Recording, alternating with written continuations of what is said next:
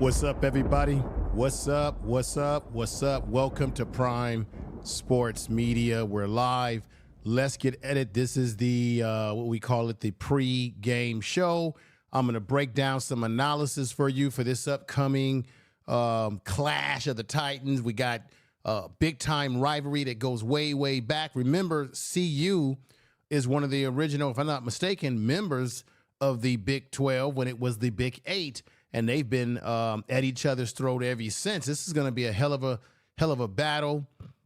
CU is going to be in Nebraska, so their crowd is going to be rabid out there. It's going to be exciting. Coach Prime did talk about that this week, that he did do some things in practice to prepare them for the loud sounds that they are going to encounter. You know it's going to be rabid out there. I'm going to break some things down in this particular podcast today that's going to make a lot of sense to you. Like I said, when I go live and I put out content, I'm going to give you good quality content, good quality breakdowns and such of that nature. There's a lot to cover here. I'm going to say this right now. Keep this in mind. Nebraska played against UTEP.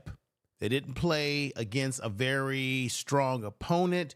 And there were those haters out there that were trying to say that CU didn't play a good opponent, but that's not true, because everybody knows that North Dakota State is one of the most powerful, most strongest teams within the FCS. Okay, so what I'm about to say to you is that I think it was a good thing that CU had a challenge last week and had to win that game in a close game, because I think a lot of the games this season in the Big 12 are going to be some nick and tuck games.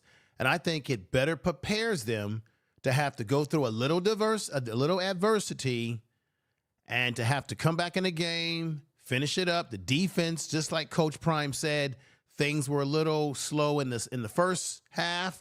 In the second half, they made the adjustments. And they're going to have to do that against Nebraska. So Nebraska, I don't think Nebraska played against a team that really gave them a challenge. I mean, they beat UTEP 40-7. They wiped the floor with them. And UTEP is in no class with North Dakota State. They're not on the same level of a football program or quality as North Dakota State is the most winningest. They have won the most games in college football, particularly for a team out of FCS in terms of their history. So I wanted to lay that on you because my point of view, and I don't know how many people have this point of view, is that last week is a great tune-up to get them ready for what they're going to face against Nebraska. Like I said, their stadium is going to be loud. I think Coach Matt Rhule talked about this, about how, in the Big 12, you got a lot of stadiums in the Big 12 that are loud. It affects your ability to communicate between the quarterback and the players and it can affect the offensive line in so many different ways when you've got a loud stadium, and communication is the key. Staying calm and communication is the key when you're playing in rabid, loud environments. That CU and Shador and Coach Prime and this young man right here, Jordan Seaton, as a left tackle, because offensive linemen, they are impacted, I think, probably the most when they're in a loud stadium, and you got to figure out what the blocking schemes, the audibles that the quarterback is putting out there. So this is his freshman year. He did his thing last week. But the offensive line, I think Tyler Brown has now, I think last week he played the right tackle. Hopefully he's still playing the right tackle this week. Justin Mayers said that in the press conference that he thought that Jordan Seaton, for a freshman fresh out of high school, did a great job. He's going to get better. But they're going into a very hostile environment, and they got to be ready. And I'm going to say this right now. Let me put up the stats from last week. This is why I'm putting this up. So last week, CU against North Dakota State only was able, they had 23-16 time of possession. North Dakota State had 36-44 time of possession. They had way too much time of possession, and you don't want to do that against Nebraska because Nebraska has some running backs, and they're going to try to do the same. They're going to try to run the ball. They're going to try to pound it up the middle. They're going to try to create havoc. They got a quarterback who's elusive. What they want to do is they want to get the ball down the field. And I'm going to go into this, but let me show you what Nebraska did just a week ago against UTEP. Mind you, UTEP is not a world beater.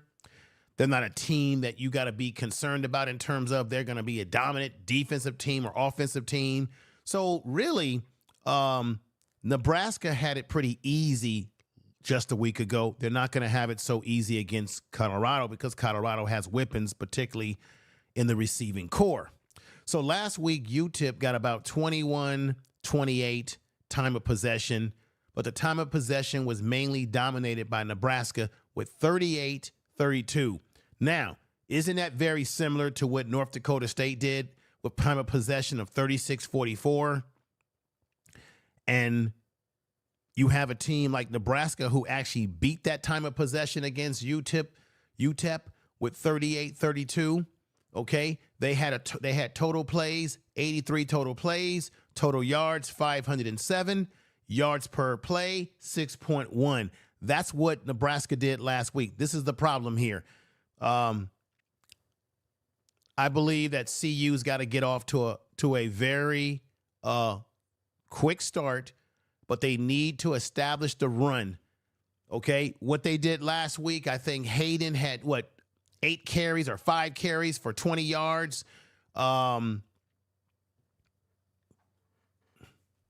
We've got to get more production out of the running game. Okay, the running game is going to have to be our bread and butter. We've got to get more out of it. They're going to have to run this ball in this game because I think offensively, Nebraska is a better team across the board offensively with the players that they have and the weapons that they have. And I'm going to put it on display here for you to see in this podcast today exactly what they're going to have to concern themselves with and they're going to have to deal with. I want to say peace to Ed in Houston. Angel Eyes coming in. Everybody that's coming in, I really appreciate you. People will come in as the podcast goes. You know how this goes. A lot of times these podcasts get more views after the fact when you finish the podcast than they do when you start off with a live stream. And hopefully people will come in. It's a Friday. This game is going to be played. Let me just give everybody a reminder. This game is going to be played at 7:30 Eastern time, 6:30 Central. And then I calculated because I'm in the West Coast. What is it? 4:30 p.m. Western time. And if you're wondering where you can catch this game, it's going to be on NBC. Oh, no. Let me correct that. It's going to be on NBC. It's going to be on NBC. I'm absolutely correct. So make sure you check your local listening, and watch them do their thing. I think that CU and Coach Pat Shermer, they're going to have to be patient.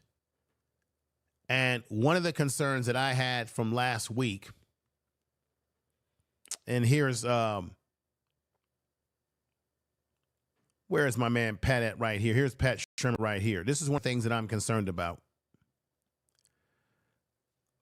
You see, CU has a very explosive receiving offense, meaning they can score quick. But my concern about CU's ability to score quick is that, yes, they can put up points. But my concern is that the defense, if you score fast and then you put the defense on, because this is the same thing that happened against North Dakota State. You score fast, you get the defense on the field, and then the other team is able to literally, from the length of the field, move the ball, move the chains methodically through running, throwing, just getting it down the field. and basically the defense is on the field way too long than they should be, and they get tired out. So the defense, this is the question. The defense has to get more 3-and-outs than they did against North Dakota State, because Nebraska is a much better football team. Let me put this up right here. Now, Nebraska had 223 total yards. They attempted 47. Wow. They rushed the ball for 4.7 yards. They had 3 rushing TDs. This is a team that wants to run the ball. That's significant. 3 rushing TDs. CU had what? 4, because Shedeur threw for 4 touchdowns. So most of CU's scores was by air because they had to come back in the game. They scored very quick because they have a very explosive receiving core. When you look at people like Travis Hunter, let me put them up here. So you've got people like Jimmy Horn, who broke out, and he's going to have to continue breaking out this week, especially. I said this before, Jimmy Horn has got to show up the way he did last week, because there's going to be a lot of pressure rolled over to the side wherever this man, you know him as Travis Hunter. There's going to be a lot of pressure. They're going to try to double team. You know, there's going to be a lot of emphasis on trying to shut him down, because Nebraska has already come out and ran their mouth. I think G-Bear is his name, and I'm going to and G-Bear, if I'm saying that name correct, is this young man right here. He's a linebacker, number 42 for Nebraska. He had a press conference. He said a few things that did not sit well with my man Jimmy Horn, and Jimmy Horn had some things to say about that he did not like, and I'm gonna bring that up further, and I'm gonna play the video for you. But just to paraphrase right now, this man G-Bear was basically saying that that we got to play physical, we got to be locked in, we got to do everything to play intense on every down. He said some statements about Deion Sanders in comparison to their quarterback. This young man right here, Dylan. Dylan is a fine quarterback, but G-Bear, I thought, was a little disrespectful. But then again, what did you expect a young college kid to say? Of course, he's going to take up for his quarterback, just as the players for CU should take up for Shedeur. But he said a few things about Dylan being a different beast, being a dog more so than Shedeur, which I think was laughable. And that kind of triggered Jimmy Horn to say, okay, and I'm gonna, you're talking a lot of stuff here, and Jimmy Horn wasn't, he wasn't feeling it like this. This is what Jimmy Horn had to say. Let me just put it out here. It started with a warning made by Nebraska linebacker G-Bear early in the week, and now Colorado receiver Jimmy Horn Jr. is getting in on the fun when speaking to the media on Thursday. So he spoke to the media on Thursday, and Horn made it clear that he and the receiving core, that they are aware of the words and comments of G-Bear. The comments will be ready to test him and to defend, to deal with their defense on the field, to defend on the field, the defense on the field. He went on to say this: I watched a couple of their interviews, so I'm on that timing. Jimmy Horn Jr. goes on to say, he told the media, my receivers group, we're on that timing. We know what time it is. Let me go ahead and just play that for you to start off the show today, because we've got so much to get into, but that was a hot button issue. And let's get into the studio here, and let's give you a little taste of what the young man said that kind of triggered folks like my man. And when I say trigger, I don't say that in a bad way. what I should really say is that Jimmy Horn and the rest of the team, they listened, they took notice. I think this is going to be a very, very physical game. I'm going to be honest, I think it's going to be a close game, and this is the reason why, in my estimate, CU has absolutely got to, in this game, dedicate themselves to running the ball. They need to really exploit the skill set of brother Hayden, who came over from Ohio State.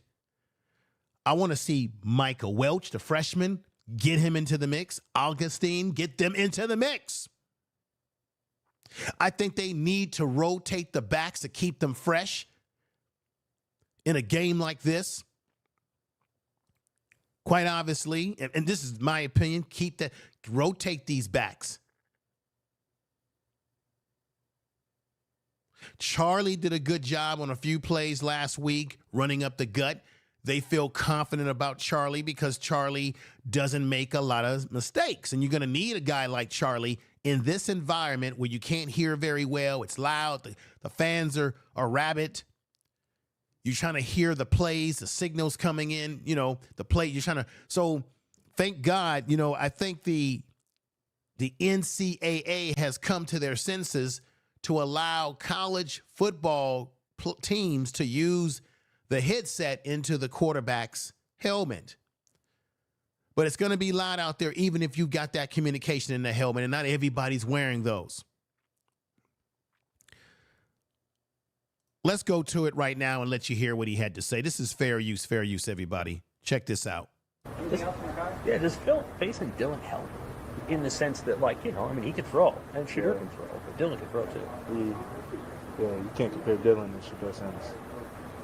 He says you can't compare Dillon to Shedeur Sanders. Now, I'm going to be honest.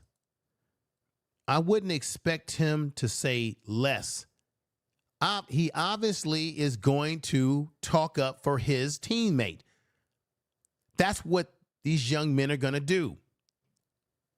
But by saying that, he certainly raised the eyebrows of one Jimmy Horn. And I'm sure many of the players, Jimmy Horn said they're talking about this, that it's a problem. So this is going to be going back to that word that Coach Prime used just last year. I'm sorry. This shit still is personal. Tell the truth. Okay, this is not, I know Coach Prime has praised what they've done at Nebraska. He's praised Matt Rhule, but I'm sorry. This is still personal when you've got guys making these kind of statements, which obviously he's going to speak up for his quarterback, but it triggers and gets people. It's what they call in the NFL. It's locker room or billboard material that could motivate and pump people up for the game. But I think whether someone said this at Nebraska or not, you should still be motivated for the game, okay? Because he says that Shedeur is not a dog. That's how people are taking it. No, Shedeur is a dog, and he's got the skills. You can see him right here practicing, working out. I've got some other footage for you guys today that you're going to like. That's very explosive too, by the way, near the end of the show. But here's Shedeur, doing his thing. And this man right here says, well, he's a different. He says Dillon is a different type of dog. He's in a whole nother category by himself. Let's hear this again. Don't do that. That's Dillon is a different man. What he played, what he go out there and attack. How are they different? Just Dillon is a dog. Just know that. You'll see on Saturday. So Dillon is a dog. Does that mean that Shedeur Sanders isn't a dog? That Shedeur Sanders doesn't have what it takes, ladies and gentlemen? I personally, because I'm following, CU, we all like what's happening there with Coach Prime and the players. We feel that the team is getting better this year. Obviously, we're going to take it a little bit more personal, what he said. But he should have said what he said because he should support his quarterback. But by saying what he said, he gave us a good favor because this is just another layer of motivation and bulletin board material that's going to pump some of these guys up.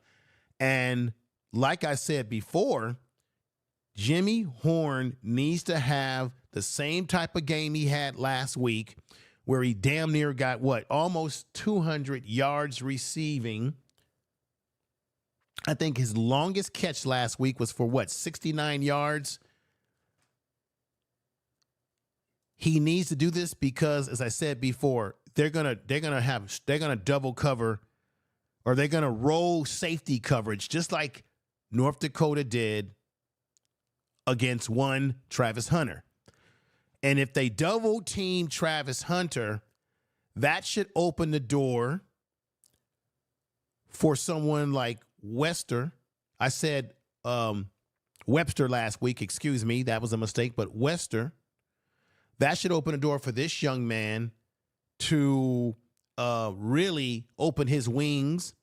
It should open the door once again for Jimmy Horn to create damage, Will Shepherd to create damage. Because by double teaming him, you're moving a safety over. Now it opens up the door for Deion Sanders and CU to do what they did last week with these kind of catches that Travis Hunter was able to take advantage. And we should not underestimate the skill set of Deion Sanders. Now, Coach Prime said that he noticed, and I'm going to play this one more time just for the effect of it. Here we go. Does Phil basically Dylan help in the sense that, he can throw, and Shedeur can throw, but Dylan can throw too. You can't compare Dylan to Deion Sanders. Don't do that. That's Dylan is a different man. The way he plays. He says that Dylan is a different man. How are they different? Just Dylan is a dog. Just know that. You'll see on Saturday.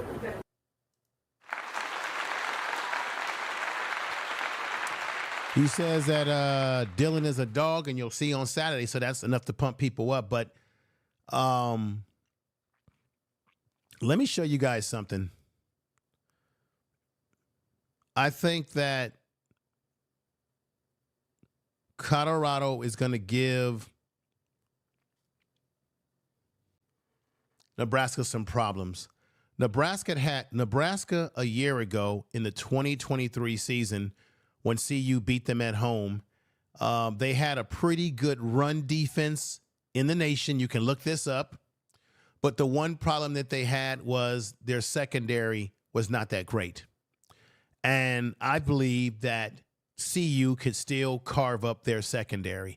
Once again, going back to my original theme here, the question is, if CU scores fast, if Shedeur gets everybody involved very quickly, can the defense maintain and create 3 and outs so that they're not on the field for an extended amount of time, which obviously can tire them out? That's the concern that I have, because I think that their offense can score so quickly, and then Nebraska gets on the field, and you have a young man like Dylan, who, I'm not going to lie, this kid is good. This kid has talent. This kid has a lot of respect. Let's just hear what he had to say about Deion Sanders, even though Shedeur didn't really have, even though his teammate, G-Bear, didn't really have a respectful thing to say. So let me let y'all see this. Or hear this. And here we go, y'all. Check this out. You ever met Deion Sanders? How much have you watched him play quarterback? Yeah, I've never met him before, but I've watched him the past couple of years, and tremendous amount of respect for that guy. What he has to deal with everything that comes with being a Sanders. Just have a lot of respect how he's handled that, and I think he's an elite level quarterback. So G-Bear doesn't think that Shedeur is elite. or that he's a dog like his teammate Dylan, but Dylan said that Shedeur, in his estimate, is a elite quarterback. He's never met him, but he has respect for what he has done so far in his college career. And you got to give the young man kudos for that again, for saying that. You got to give him kudos because he's showing some respect where respect is needed and where respect should be. And I appreciate the young man for that. Okay, let's get back in here. And let me go over to another area that I want to touch on. This is what I wanted to show you all. So right here, Dylan went 19 for 27. He threw for 238 yards against UTEP. Remember, they played against UTEP. So you got to look at these numbers with like a grain of salt and say, well, these numbers were against a pretty not a great football program, but Colorado went against a very good football program. Be it that they were an FCS team, they are a real respected team that has beaten these Power 5 teams.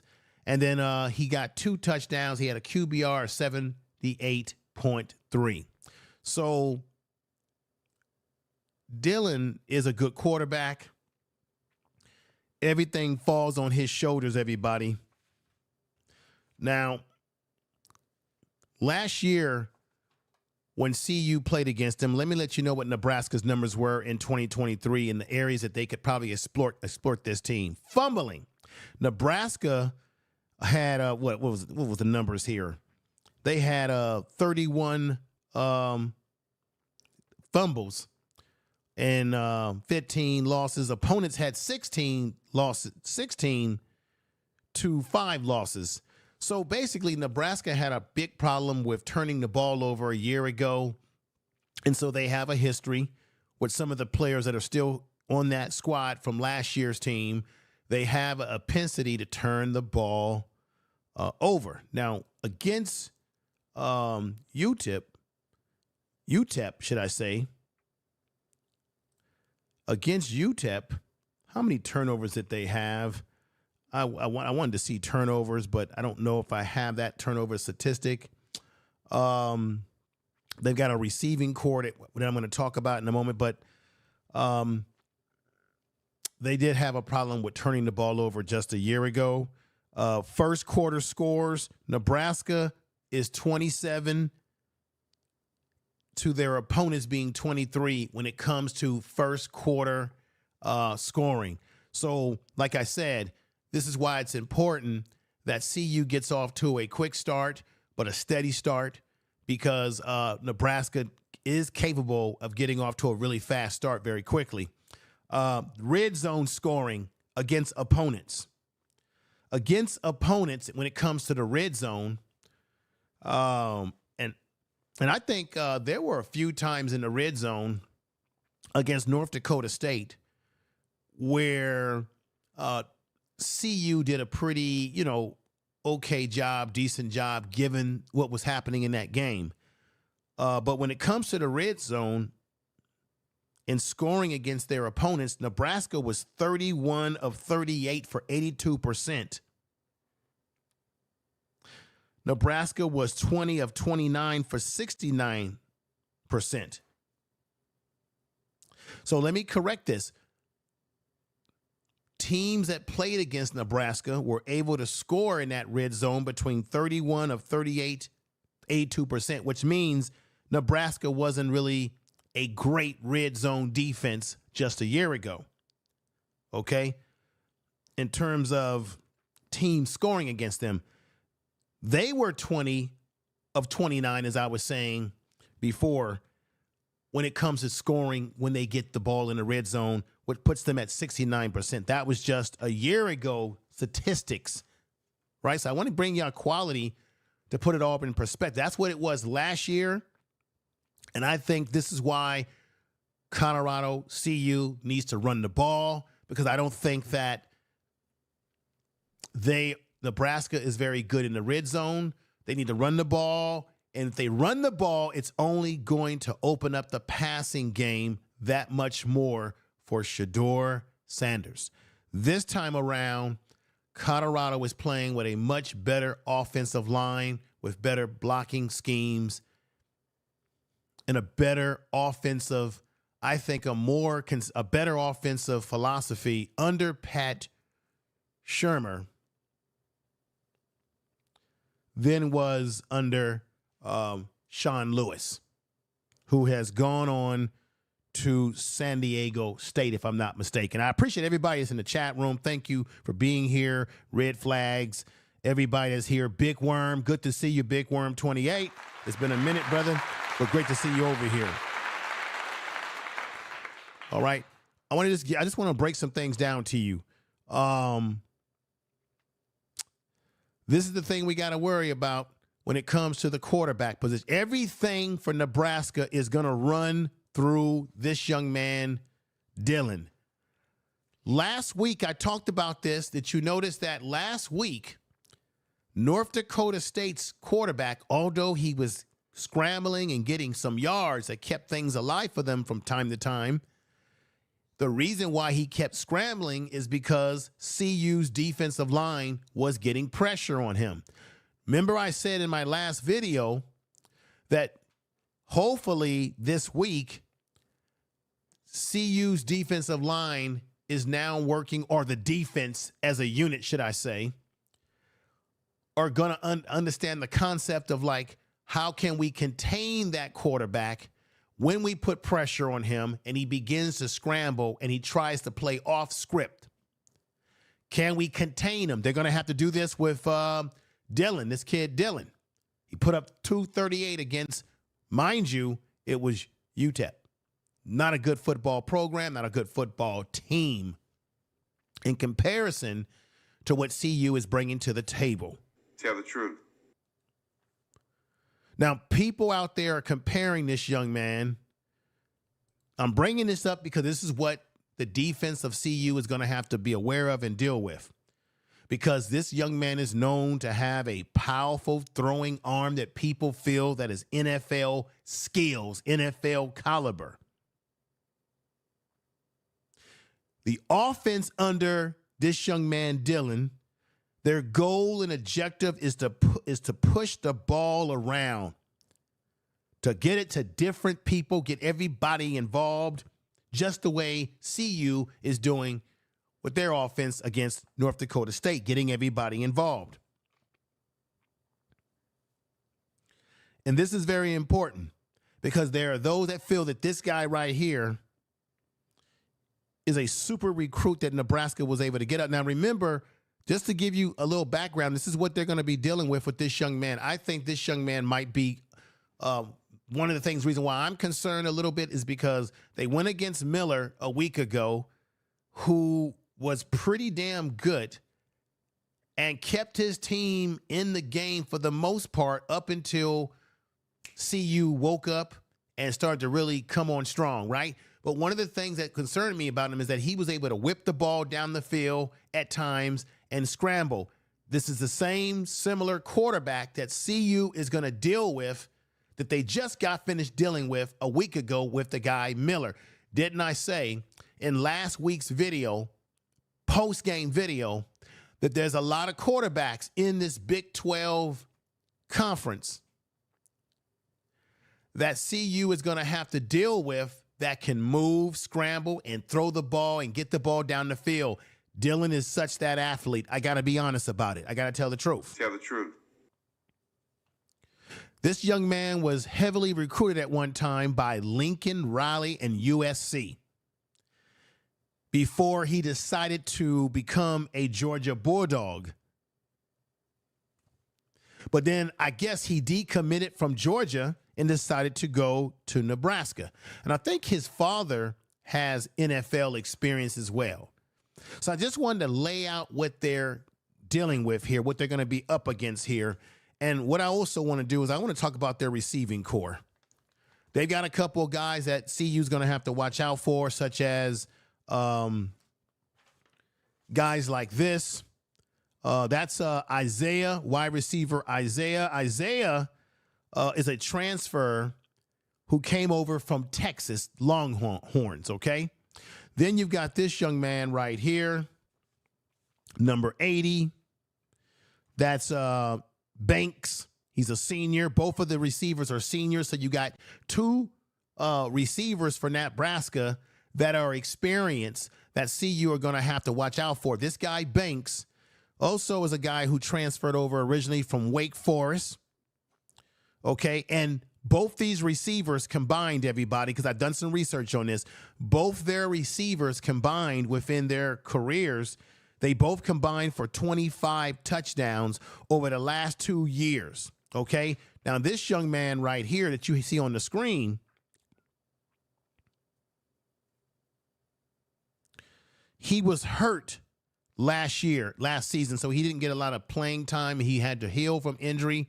So they've got two guys that have experience that are their key guys. And let me put something back up here. Here we go. Check this out. Now, like I said, the young man, Isaiah, number 18, he had 6 receptions for 121 yards, 1 TD. His longest reception in last week's game against UTEP was 59 yards. The young man, Banks, 4 catches for 61 yards, 1 touchdown, 21 yards is his longest run. But the guy that they better key on and they better watch out for, I think Travis Hunter has to be locked in on this guy right here, and that is Isaiah. Oh, yeah, you need to get Travis Hunter locked on him at all times. Put Travis Hunter on him. I think Travis Hunter can give him a run for his money, but he's the guy that put up 161 yards just a week ago against UTEP. UTEP, mind you, not a great competition, and that was the young man that I had put up earlier. And this young man right here, Travis Hunter, has to be the guy, I think, that they need to put on him and neutralize him. Give him something to think about. Give him some problems. Slow him down because, like I said, and I've done the research, Nebraska wants to get the ball down the field. Like I said, y'all, I give y'all a comprehensive show. I break things down. A lot of people get on these YouTube streets and sometimes just, but we want to talk football here, not get into emotional talk. Talk football. And the bottom line, Nebraska wants to get the ball down the field with Dillon, just as they did against UTEP. They're going to try to run the ball because they're going to look at what, I'm pretty sure they looked at the tape, obviously the video. They looked at what North Dakota State was able to do. They looked at how, I'm pretty sure their quarterback looked at how Miller was able to scramble around to a certain degree. So Colorado has to bring their level of play up above the level that it was against North Dakota State. Here is the problems. They're going into a hostile environment, a loud crowd, where communication is going to be a premium, it's going to be a problem, which is what causes things like turnovers, miscommunication on the offensive line. The offensive line is the most impacted by loud stadiums when the offensive linemen are trying to communicate with each other in terms of the audible shifts and where they're blocking in their coverages. So these are things that CU, I'm sure Coach Prime has talked about. They're working on. They've got to be prepared. I feel that they will be prepared for this situation. I would like this guy, G-Bear, to have his, I would like them to make sure he can't talk too much. What I mean by that, I want CU to win this game so this guy cannot do any more talking like he did at that press conference, okay? He did. Now, this is the thing about this guy right here, the guy that was doing all that talking at the press conference, let's go back and let you hear what he had to say in this situation right here. People had some problems with this statement that he said right here, and I bring you the comprehensive breakdown. We just got a lot of big guys, and we just got to be physical this week. Just like every other week, we just got to play hard. We got to be the most physical team on the field every snap, every moment. We have to know what we're doing while we're out there because, one slip up. I agree with you. Transforming, I want to see Amari Miller. They've got to get him in the mix. Fax is in here. Everybody that's in the chat room, Brandon, my man Big Warren, one of my mods, Ed, Houston, TJ, everybody that's here, really appreciate you for coming over and making this stream go. I've got so much great material for you. So sit back, relax, get a drink, chill. I do it, TV style over here with my program. Really enjoy the content. But I'm glad you said that. This man right here already said that, hey, Deion Sanders is not nowhere in the class of a Dillon, right? For them. Okay. Now he makes this statement about they got some big guys over there, so we got to be locked in, and here we go again. Every snap, every moment, we have to know what we're doing while we're out there because, one slip up, it could lead to a touchdown. So the biggest challenge is to stay locked in and stay physical. Don't let, the hype get too big for you or anything. It's just go out, stay focused, and, just be poised. Yeah. All right, here we go. Now, this is I clipped this from an article. Says that G-Bear was everywhere against UTEP. I think they're going to have to keep an eye on this guy because he talked that talk, and now it's time for him to walk that walk. And I think they're going to have to let the CU's going to have to let him know that it's going to be an all-day game because he's getting his mindset, and his goal is to go out there and play physical, as you heard him say that. Now, against UTEP, White is seeing the linebacker instinct. White is their defensive coordinator. This brother right here, let me put him up here just so you can see for a minute. The defensive coordinator for, and I thought I had him. Here we go. Here's the defensive coordinator. He's a brother, defensive coordinator or linebackers. I think, defensive coordinator, defensive coach, who had some things to say about G-Bear.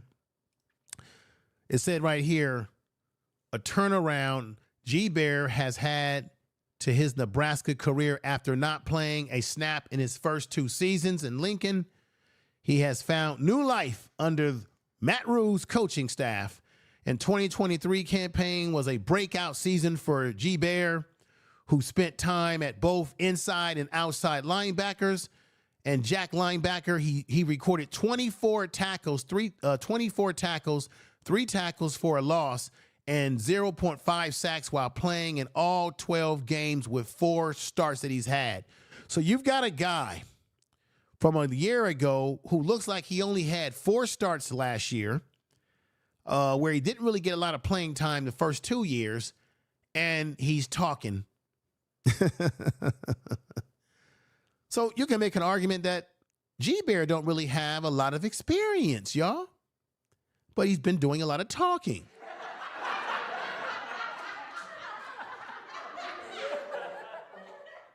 I find it very interesting how that how that works, y'all. Don't you find it interesting how that works too? Wow. Interesting, y'all. If you have not, everybody, please hit the likes button. Share this in your social media. Right now you can. I want to say thank you for watching. We got more to come. Do me the favor. If you're on a laptop, a desktop, a tablet, whatever, your cell phone, hit the button that says share and share it to your Facebook right now. Share it to your Twitter or X page right now, whatever social media you use. I appreciate it. I definitely appreciate it. Let's get back to more content here. Wow. Another player for Nebraska that CU is really going to, and the linebackers in this case, whether it be Bentley, Trevor Woods, however the linebackers make the adjustment, I think Trevor Woods, this is just my opinion, everybody. Tell me if you're wrong, you think I'm right or wrong. Put 7s in the chat room. I think that Trevor Woods should be the one who should cover this guy right here. Let me show you who this guy is. This is their tight end. and he's a pretty damn good one.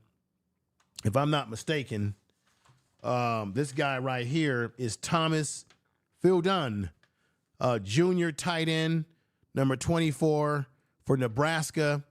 And he is one of their key players. Everybody I'm naming and putting on the board are key players that they need to watch out for. And this is one of them, Thomas, their tight end. And the reason why I think they should put Trevor Woods on him, cover him, because remember, Trevor Woods originally was a safety. Tell the truth. He's a guy who's used to covering people in space. So you've got a linebacker you got a linebacker who was a safety who was converted. He was a defensive back safety converted to linebacker. He's put on a little bit more weight, as you already know. He's gotten a little bit more stronger. And to me, why not match him up with this guy, Thomas, for Nebraska, when I think he could match up with him? Because why? He can run with him. Tell the truth.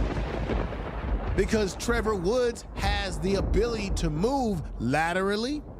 He has the ability to cover because he played safety, and we saw him last year get a few interceptions. So that means that Trevor is a linebacker or a guy who's converted to linebacker who can play in space.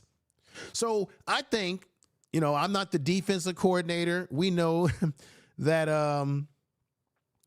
that's the job of my man Robert Livingston, who has implemented the 4-2-5 defensive formations. And we're going to see some of these formations in this game because you know why? Because you can drop down 2 safeties. So imagine you can even, this is what's crazy about this.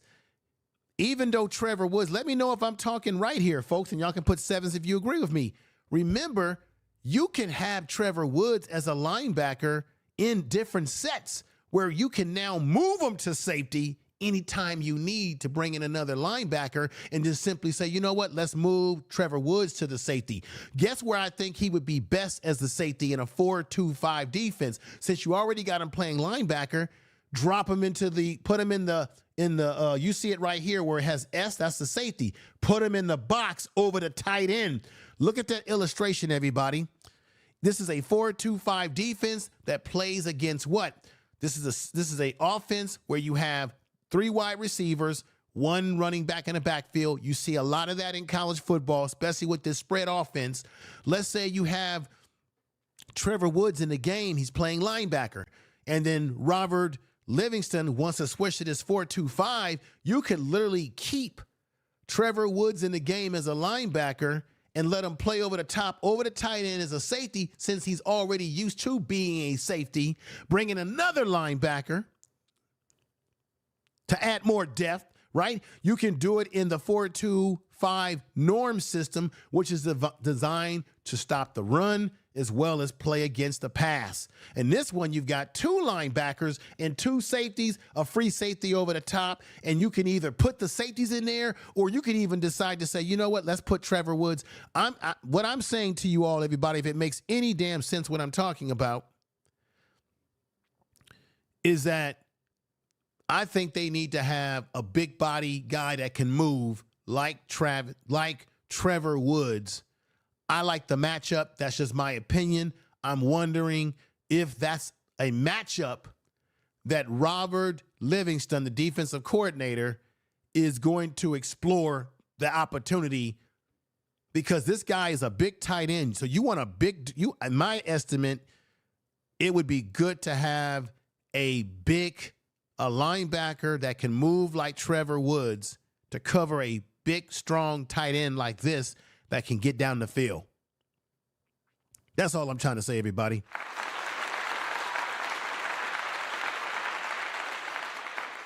And I know someone said in the chat room they need to try you said they need to try the freshmen, some of the younger linebackers. We'll see how this all is, how it's going to all play out. But that's one of their key guys, okay, that they're looking at. Another guy in the cornerback, he's a senior. That's Tommy Hill. This guy right here is one of their key defensive backs. They're definitely going to have to key on him to stop him. I'm bringing up these are key players that they need to watch out for. He's a defensive back. Another guy that they need to watch out for at the nose guard position. He's nasty, y'all. This is, if I'm not mistaken, this is Nash, number 72. He has a propensity to getting in the backfield, okay? Getting in the backfield, creating havoc, and what have you.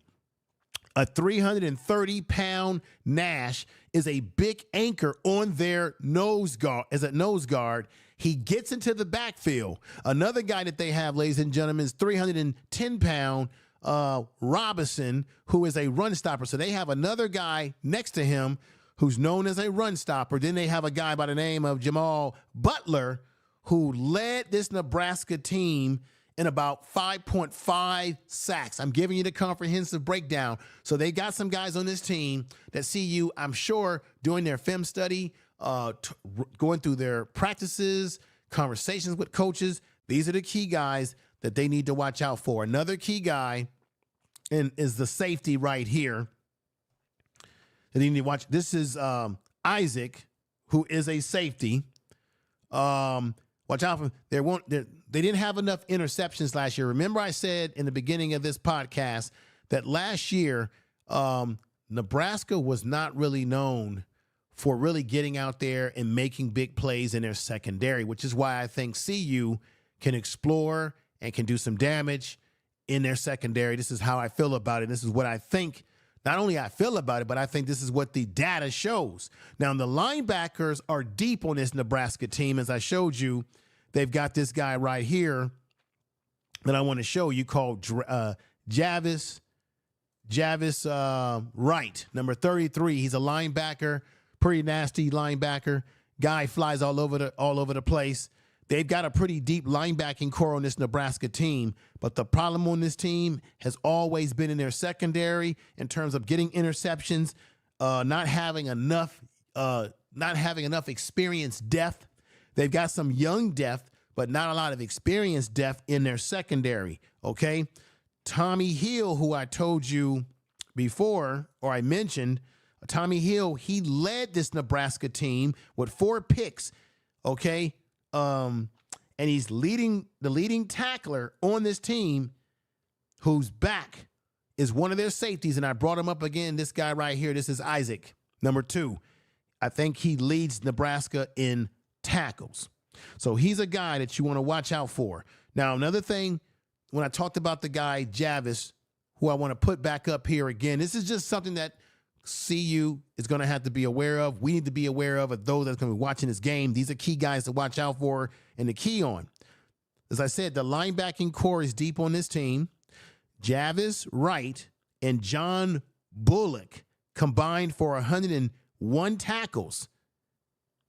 And there's a guy who's a transfer from Syracuse by the name of Thomas, who had 172 career tackle. He's a veteran at inside linebacker.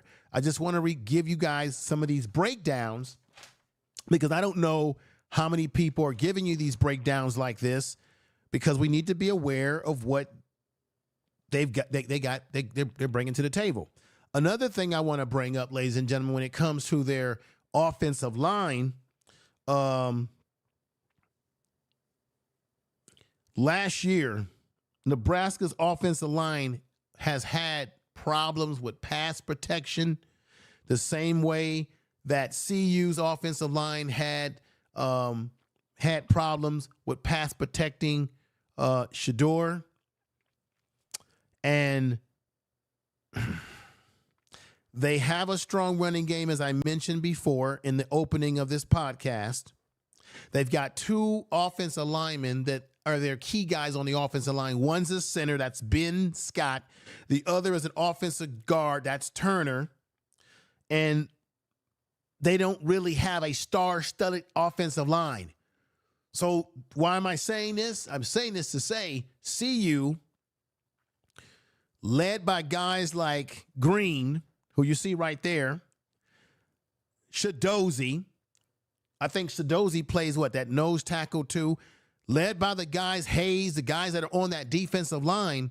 I think they can put pressure and create disruption in the timing and the chemistry of what's happening with Dillon with his offensive line as he's taking snaps to get the ball down the field, which is their goal. So if you got a team trying to get the ball down the field, you want a defensive line that can put pressure on the quarterback, throw off his timing, create havoc, make him throw the ball before he wants to throw the ball.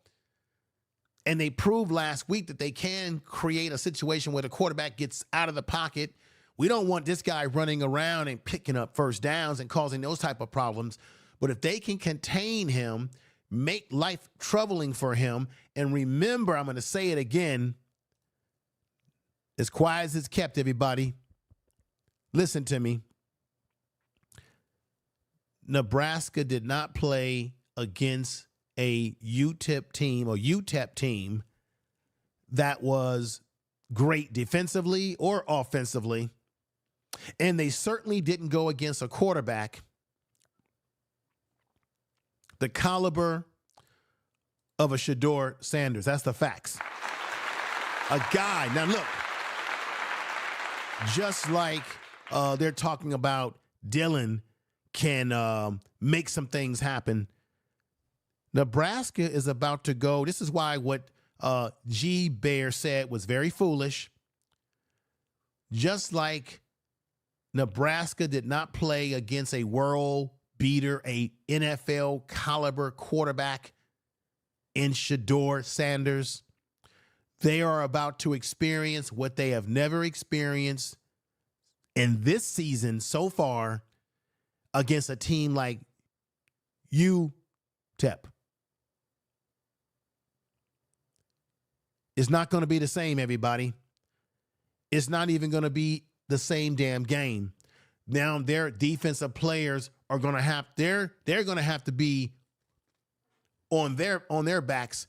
They're going to be on the heels of their shoes trying to figure out what's going on when this passing attack comes their way. And UTEP didn't have a passing attack. They beat UTEP 40-70. UTEP is nowhere in the same class with North Dakota State. I don't even know why UTEP even has a college football program. Maybe I'm being wrong by saying that, but they're not a competitive team at this stage of the game right now. So we can't get caught up. Well, the media can't get so caught up in saying, oh, Nebraska is really going to make it a tough game. But I think they're going up against a much better team in CU that's improved from last year.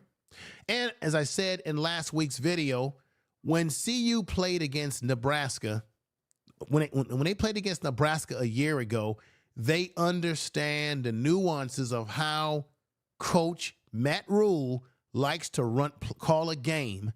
They understand a little bit of what Nebraska likes to do, what they can do, because they already played them a year ago, and they've got video on that with players that are still on this team. When they played against North Dakota State, they had no recollection because they had never played them before. That's another advantage to CU going into this game on Saturday, that they have played against Nebraska. They understand the coaching staff has a familiarity or understanding of what Matt Rhule as a coach, let me put this up here, as a coach is trying to do. Coach Prime is very aware of this. He knows what's going on. Let's hear from Coach Prime right now in the reaction studio, y'all. Let's go into the reaction studio and let you hear from Coach Prime right now, y'all. Here we go.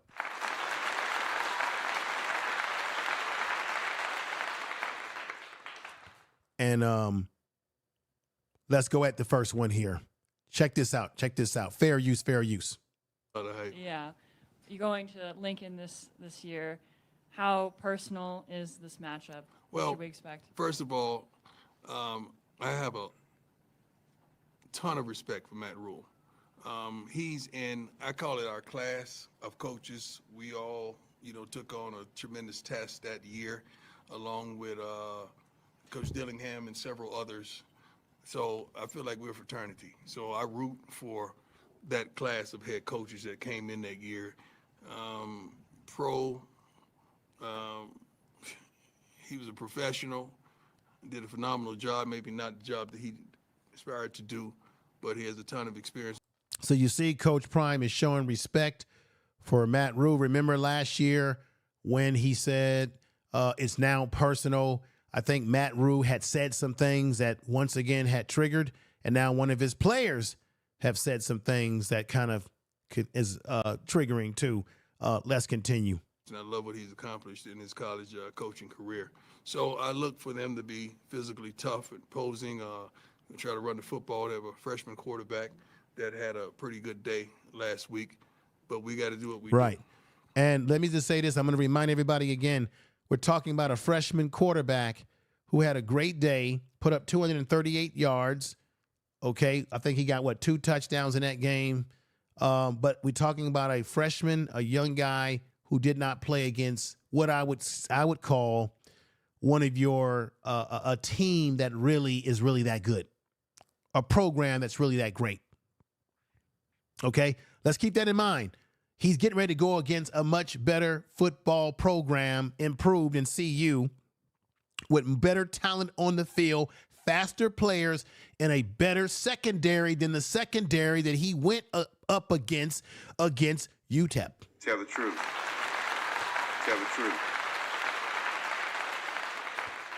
Let's continue. We got to go in there and do what we're capable of doing. And I think we showed the glimpses of that in the second half of our first game against a formidable opponent. Hey, Coach. So a lot of times coaches will say that the most improvements made from that first game to second game. Curious if you believe that first off. I don't know who said that. Okay. A lot of coaches say that, but Who? It is written? It is written. yes. I don't know where that said. I don't know where. But anyway, my question would be, as you watch the film of this last week, what are some of the biggest things that this team needs to improve upon from last week? Well, I think we improved upon in the second half.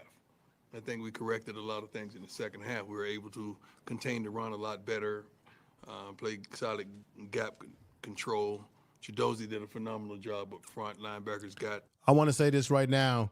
Chidozie did a great job. The linebackers did a great job. Brother Bennett, Bentley, they did a great job last week. In that second half of the game, as Coach Prime has already said, it was the second half when they really came alive. This is what I want to put on the table today, ladies and gentlemen. I want to see CU, because once again, Nebraska did not play against a great football team a week ago in comparison to the team that CU went up against, right? And I want to see CU play better than they played a week ago against an opponent that is better potentially than the opponent that they played against a week ago, in this case, North Dakota State. I want to see them get off to playing good football first quarter, second quarter, and continue the consistency from third to fourth quarter, because that's what championship teams do. And I think that's what Coach Prime is looking for, the coaching staff, Robert Livingston is looking for out of the defense to be consistent. Pat Shermer is looking for consistency out of his offense. This is what I think, or what I would hope would be something that I think Coach Prime is looking for as well. Let's go back to this. To the point of contact, and they made the plays, and I think the secondary is pretty darn good. We just got to not give up short passes. That we just got to be a lot more physical. A lot more physical, because we know that Nebraska is going to be dialed in to play physical football. They're going to try to be physical, and I suspect they're going to try to be physical with Travis Hunter to see if they can get him off his game. Right? This going to be this. I think this is going to be a rough. It's going to be a tough game. Oh, it's going to be a rough tumble game, y'all. Let's not deny that's going to be a reality. A lot more on point and understand down and distance. All right. Now, appreciate everybody that's here. Let's go into this area and hear Coach Prime in the next video speak about the team and how he likes to condition and get the players on the team prepared for a scenario that they're going to have to deal with. And check this out. and condition them and try to fatigue them a little bit to see how they respond then right after the fatiguing. So it's a lot of things that could occur in a game. Sudden changes. Now you just throw the offense or the defense out there. We prepare our butts off for anything that could possibly happen in the midst of a game. Hey, Coach, how are you? How you doing, sir? Good. Troy Finnegan, CU Sports Report. I've got two for you. First, Dylan Raiola is making his second start. Does playing an inexperienced quarterback change the way that you want to kind of attack? You attack weaknesses. I don't know if you attack inexperience. If that Right. You attack the weaknesses that a player has. So if a player can't get the ball down the field, if a player is not making good decisions, if a player doesn't have great accuracy, if a player doesn't feel comfortable in the pocket, if the player is a statue and he can't scramble, you're going to exploit those weaknesses. And as Coach Prime is saying here, if inexperience is a weakness, then by all means, it will be exploited, however it is. Let's hear that again. In his second start, does playing an inexperienced quarterback change the way that you want to kind of attack? You attack weaknesses. I don't know if you attack inexperience. If that's a weakness, so be it. But the kid made some darn good throws, some pretty good plays. They did some consistent things that we knew they would do within their offense. Phenomenal game. I mean, it started out, back and forth a little bit, but they went ahead and did what they needed to do. But I love what he showed in his first college game ever. I love what he showed. And my second one, are you doing anything special in practice this week to prepare for the atmosphere, the crowd noise? Yeah. Here it comes, y'all. Today. Most definitely. Great question. So I like that question as well because it's going to be loud. It's going to be hostile in Lincoln. If you know anything about Nebraska Stadium, the environment, it is hostile as hell up there. And I think this was great that Coach Prime is simulating that. You can only simulate it. The reality is you can do all the simulation you can to make it loud inside your practice facility, but it's never going to be what it is when you really get out there in Lincoln. They're probably there already now doing their walkthroughs. Who knows? But let's continue. John Treach, KUSA. How you doing, sir? Doing well. Beyond your game plan, how much do you appreciate how much this means to the fan bases, not just now, but for generations, this rivalry? I can't speak for generations, my man. I'm just happy and thankful that we are here right now. We're going to dominate the day as best as we can. But it's been things passed along and passed down from older generations to now that the governor got up in the meeting today and he took the floor and he allowed us to know some things about this rivalry and some things that should impact us just passionately about this rivalry. I'm pretty sure you're not going to see anybody on the team wearing red anywhere this week because he politely. The rivalry is very serious. They take it serious. They don't want nobody wearing red, as you heard Coach Prime saying right there. It's going to be a hell of a game this Saturday. I'm really looking forward to this game. I'm really happy, like I told y'all in the last video, I'm just very happy. How are you guys? Are you guys happy about the season starting? Put sevens in the chat room if you guys are excited. You're pumped up for the season. You're pumped up to see what's going to happen on Saturday. Come on, give you guys all a clap there. I'm excited. You should be excited. Let's go back to Coach Prime and check this out right here. A reminder of what we know our man Travis Hunter is capable of. I'm going to say this again. Jimmy Horn had a breakout game last week. If he comes into this game in Lincoln and he plays his ass off, if the offensive line gives Shedeur the protection that he needs, we know it's an improved offensive line. If he gets the protection that he needs to do what he did a week ago, I think Jimmy Horn can be explosive once again. And if he's explosive, it just opens up everything for the offense. And I think it's going to be possible because they're going to, like I said, they're keying on this man that you see right here. They're keying on trying to stop that man that you see right there. Let's continue. Allowed us to know that's a no-no. So Thank you, I love everybody, it. for the I sevens. think that's what college football is all about, whether we're in the same conferences or not, but this is a tremendous rivalry, and I look forward to it.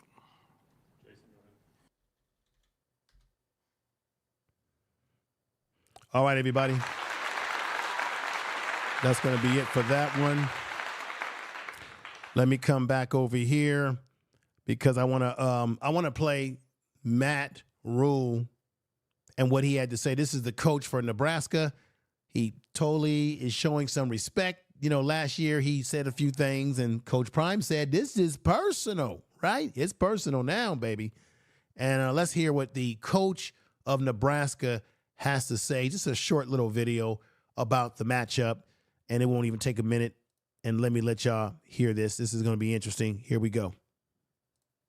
In a program. I was talking to a Colorado media member who referred to the game as a clash of cultures, programs, because they operate differently. Do you see anything like that? Not at all. I think they're a competitive culture. You know, they go recruit and get the best players they can get. They do well in school. They don't get in trouble off the field, and they compete. I got no. Talking about CU, so he has some great things to say about CU, the players on the team, the fact that Coach Prime goes out and recruits to get good players, to get guys of character. We know Travis Hunter has character. I like something that Travis Hunter said this week. He said he doesn't care about no partying. He's not caring about no lamb life. He says all he wants to do is be the best football player he can be. He likes playing his video games. He likes being in his room and just chilling. I like the fact that he's not looking to be out there in no damn nightclub and all that, because that's where all the trouble is. That's where all the trouble is waiting for you when you start getting involved in that nightlife. We know that Jimmy Horn Jr. has a heavy heart because his father was sentenced just a week ago. So you know he's probably dedicating this season, his career in college at this point, to his father. I'm just guessing that. I'm not 100% sure, but it seems to make sense to me. But I like what Matt Rhule said, because Coach Prime has really recruited a lot of guys with character. And we know what happened before the season. We have these haters. We have these reporters out here that are clout chasing, who are writing articles that are not based in fact, making up stories about this is what's happening in the locker room, that's happening in the locker room, just making up stuff. And then, you know, another thing that's ironic is that you've got I just got to say this, folks. You've got players, and you're going to know who I'm talking about. I'm not going to say names. You've got guys that left the program because I guess they felt they wasn't getting enough playing time, and they think they should be number one, and they then left to go to other programs, and it's not what they were bargaining for. Sometimes the grass is not greener on the other side, y'all. Tell the truth. Let's continue this. I respect it with what they do. What were your impressions just of the Colorado-Nebraska rivalry, kind of going through one? All right, that's it. All right, let's get back into here. Let's get back into here, y'all. I appreciate everybody that's here tonight, that's watching. Tell somebody about the channel. Share the video. Don't go nowhere. I got a few more things to lay on you. Remember, tomorrow's game will be on NBC, 7:30 Eastern Time, 6:30 Central Time, and I believe 4:30 p.m. if you live in the straight West Coast. This should be motivation for the CU team. I'm not a gambler. I'm not technically into like spreadsheets and all that sort of stuff. That's for the gamblers. But this is what's going on right now. Nebraska is favored by 6.5 points, 6.5 points over CU. I think they're underestimating CU. I think I told y'all, we all know this, that CU has made improvement. We could see it last week, even though last week was a tug-of-war game. We know that they've gotten better within the defensive line. The offensive line has gotten better, and that's where football is won, everybody. Anybody tells you that football is not won in the trenches between that offensive line doing what they got to do and the defensive line creating problems, anybody that tells you that that's not where football is really won, they don't understand football at all, because that's where the game is won, in the trenches. I appreciate everybody in the chat room. We got Ronnie here. We got Cam here. We got nobody here. We got Casey here. We got King P here 24/7. We got FICK. He said Casey, UTEP would finish last in the Big 10. No. Let's be honest here. Is anybody telling me that does anybody in the chat room believe that UTEP is a great football team in comparison to the North Dakota State team that CU just played? Now, mind you, North Dakota plays in a smaller division, but they got a long history of winning and dominating. But this is the difference. They have a history, North Dakota State, of being able to surprise and beat up on and play against the so-called elite teams. UTEP, can anybody name what elite team has UTEP beaten in the last couple of years? I'll wait. What significant bowl game have they played in? I'll wait. I'm just asking. I'm not trying to be smart with anybody here. Alonzo Johnson comes and says, no. Casey Hunt says, Cam, you have to develop talent and keep players. It's a team. Right, you do have to develop talent. You do. But we know in this level, we know in this atmosphere of college football, guys are going to transfer, kids are going to come, they're going to go. That's the nature of where college football is today. Remember, it's a 12-team playoff this year. That's very exciting. That's going to give people an opportunity to get in there. Ed Houston says, great cereal bowl. Yeah, the cereal bowl. Yeah, cereal bowl. The cereal bowl. I like that, man. I'm just being honest, everybody. Make sure y'all share this video on all your social media too. Once again, the Big 12 is going to be a hell of a season. It's going to be a hell of a year for CU and everybody. I've gave you some good breakdowns here. Once again, these are I showed you the key guys that CU is going to have to be concerned about, that they're going to have to be aware of to make themselves a success in that game tomorrow. And I think they can be. I'm not doubting them, but I'm going to say this again. These are the key things. CU has got to improve time of possession against Nebraska. These are the key areas of the game that I'm putting out there that could lead to them beating Nebraska. Let me know if you agree with me. You can say I agree. You can put sevens in the chat room. They've got to improve time of possession. That's obvious. And how do you improve time of possession? They go hand in hand, everybody, running the ball. I'm going to say it again. They've got to run the ball. They've got to get Hayden out there. Charlie, let him do his thing. Michael Welch, get him in there and see what he can do. Augusta, they got to get the running game going. And the reason why I want to see them get that running game going, because I want CU to control the clock. Why do I want them to control the clock? For very obvious reasons. Because I want to keep this kid off the field as much as possible, and that's Dylan. Because I'm not going to lie to you. I had a chance to see a little bit of how he plays. He is very good. I want to keep them. We got to keep them off balance by running the ball, controlling the clock, making plays. Don't turn the ball over. Less turnovers. Don't have a lot of mental mistakes where guys are offside. We can't have that. We'll be shooting ourselves in our own foot. They have a defensive coordinator, Tony White, who I know he wants his guys to play physical. He wants guys to get up in there and put pressure on. And this is the area that we can do some damage, y'all. The secondary. And why can we do that damage in the secondary?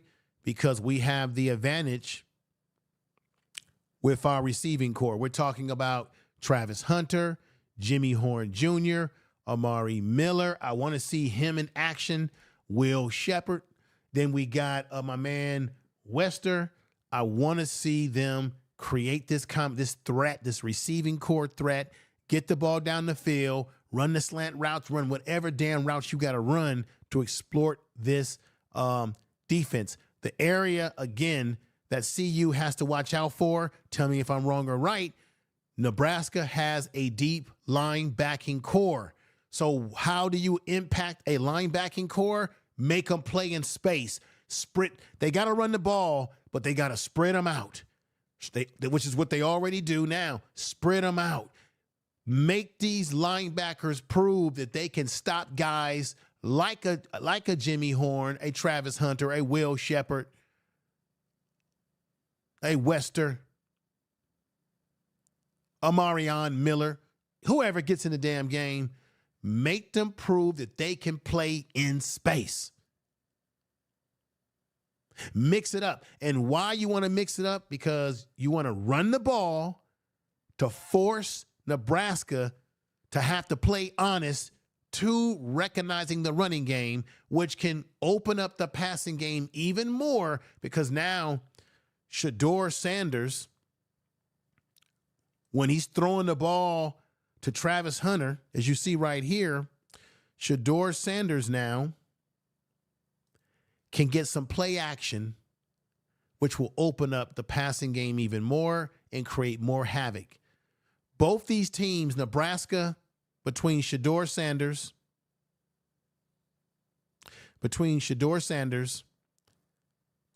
and this young man, Deion, both of them have coaches that have two things in mind. I'm going to say this again to you as a reminder as we get ready to close out the program soon.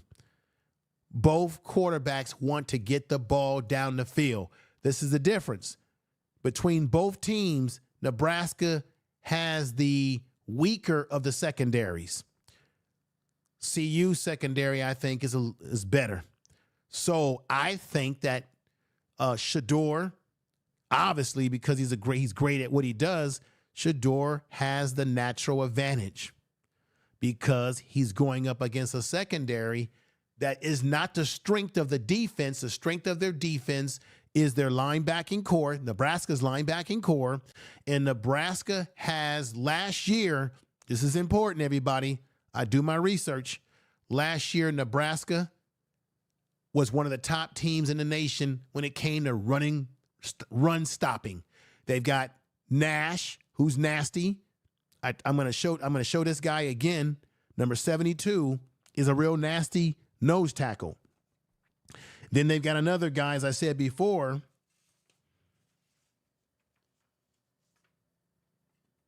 I want to make sure I've got my data correct here. They got a guy by the name of T.Y. Robinson, who's 310 pounds. This guy you see on the screen is 330 pounds. Two guys in the middle who can cause some problems. So what do you want to do to impact them? Sometimes you can run. Let me know if I'm right or wrong. Sometimes if you got guys that are good at stopping the run in the middle, then maybe you want to do what? Do some screens, some running back screens, some receiver screens. Make those big old 310-pound defensive tackles, make they ass run in space. Get them in space. Tire them out. Make them have to run their ass all around and chasing people that's already in space. What do y'all think about that?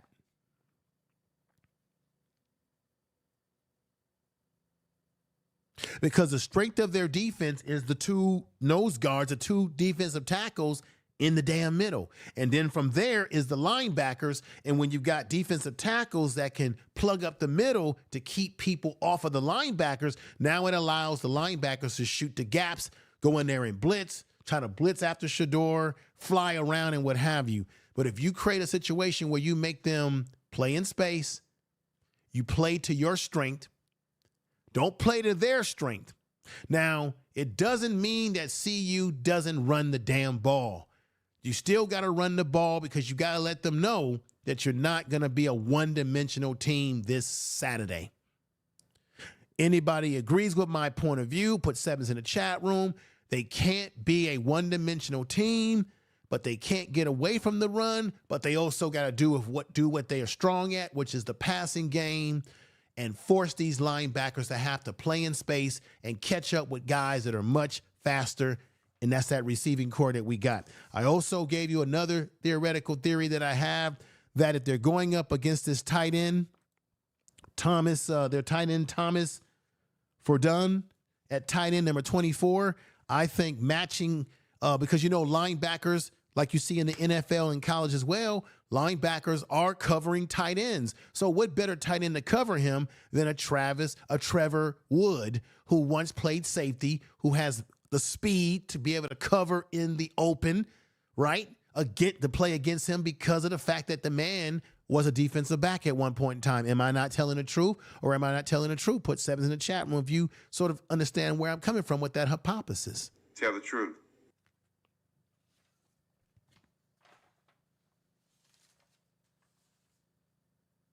I'm just saying, y'all. Now, I've got to play this. Remember, as we get close to the conclusion, I've got to play this for you all. Remember how I have said on this channel and many others, and shout out to all the content creators out there that are watching, that are in the clouds, everybody watching in the clouds. I want to say thank you. It's a clap to you. I want to say to you, let me just get some, I'm just going to have some water here. I'm sorry, everybody. I want to be rude, but I want to,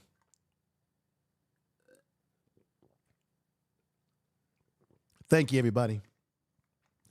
Remember, I've been talking about how you got these haters out here. You've got people in the press that want to see Coach Prime and the team lose. They want to see them do bad so they can have something to talk about. You got teams out here with coaches that are running their mouth about Prime and the team. You've got players on these teams and other schools that are watching everything that CU is doing, and they want to see them fail. Well, guess what? The offensive lineman coach, Coach Phil, breaks it down in a team meeting, y'all. Tell the truth. And tells the truth about what he has, what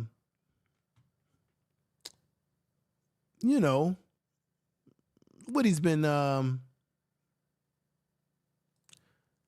seeing.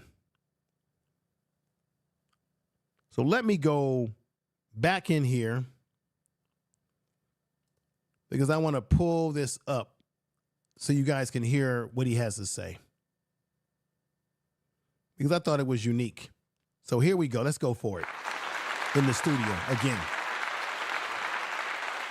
This is Coach Phil. He played in the NFL for the Minnesota Vikings.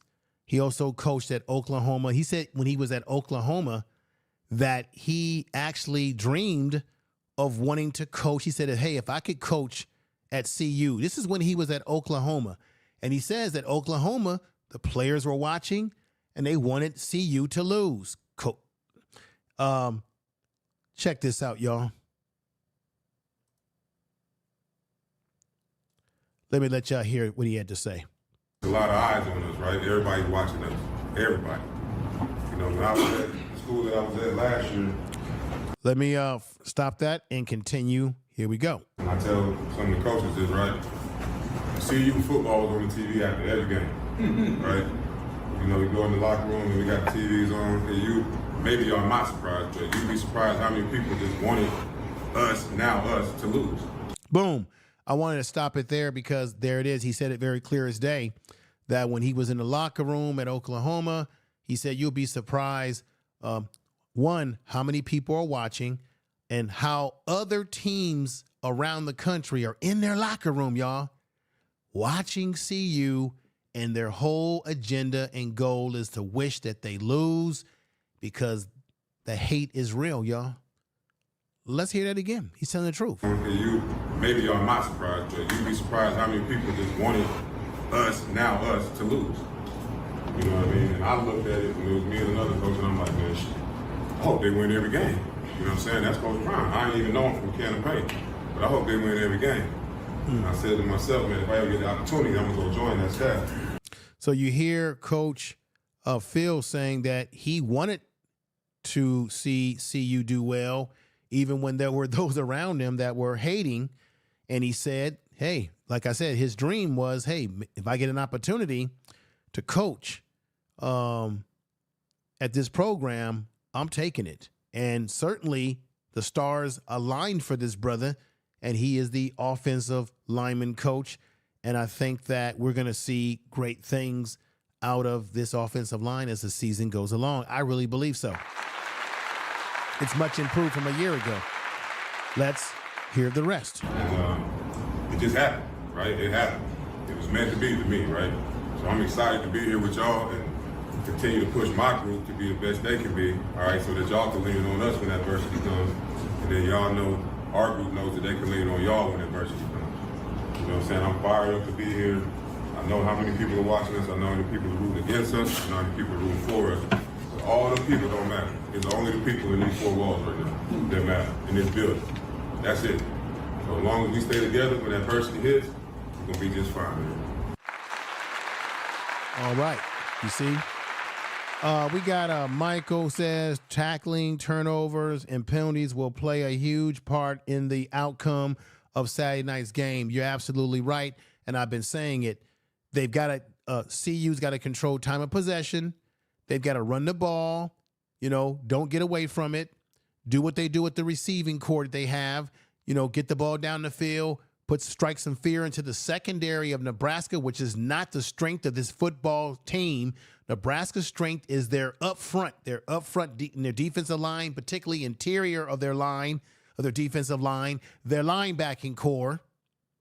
Not really their secondary is not what stands out on their team. They've got some guys on offense, like their tight end, Thomas Fidel, who can be problematic. They've got Isaiah, their receiver, Isaiah. Number 18, Isaiah, he's a senior. He put up some numbers last week, 161 yards receiving. They've got a guy, another guy, Isaac. Isaac is a safety, number 2. It's a safety on this team at safety that is one of their key players. And you have Banks, the receiver, another guy. Banks, who I believe came over from, if I'm not mistaken, came over from what was that, Wisconsin or something like? No. He came over. Let me make sure I get this right. I want to get this right. Banks came over from Wake Forest, and Isaiah came over originally from Texas Longhorns. And both of these guys combined have put up 25 touchdowns over the last 2 years of their college careers that they're bringing to Nebraska. Like I said before, you got the nose tackle, Nash. You got to watch out for him. Jarvin Wright, linebacker, senior. They got to watch out for him. Tommy Hill, cornerback, one of their key players. And, of course, the tight end that I spoke of. So I just wanted to say that as a reminder as we get close to the conclusion of today's program, everybody. So let's get out of this studio and get into the regular studio. I really appreciate you all for coming over. Thank you very much.